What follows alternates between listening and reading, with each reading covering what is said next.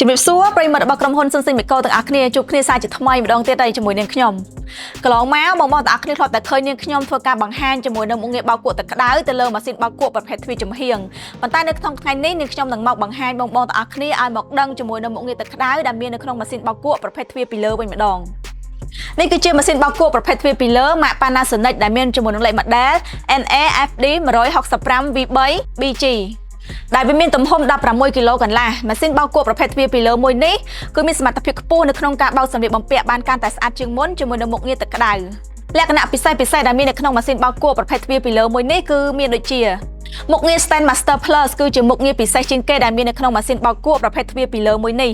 ដែលវាដំណើរការបោកគក់ដោយទឹកក្តៅដែលយើងអាចធ្វើការកំណត់សីតុណ្ហភាពបានពី40ទៅ60អង្សាសេ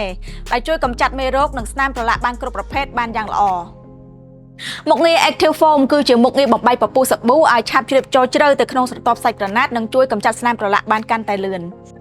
មុខងារ Water Bazooka គឺជាមុខងារបង្កើនប្រសិទ្ធភាពខ្ពស់នៅក្នុងការកម្ចាត់ស្នាមប្រឡាក់បានលឿនជាងមុខងារធម្មតារហូតដល់6ដងជាមួយនឹងមុខងារ AI Smart Wash គឺជាមុខងារបោកគក់ដ៏ឆ្លាតវៃដែលជួយសន្សំសំចៃអគ្គិសនីបានកាន់តែច្រើនដែលជួយកំណត់បរិមាណទឹកបានយ៉ាងត្រឹមត្រូវទៅតាមបរិមាណនៃសម្លៀកបំពាក់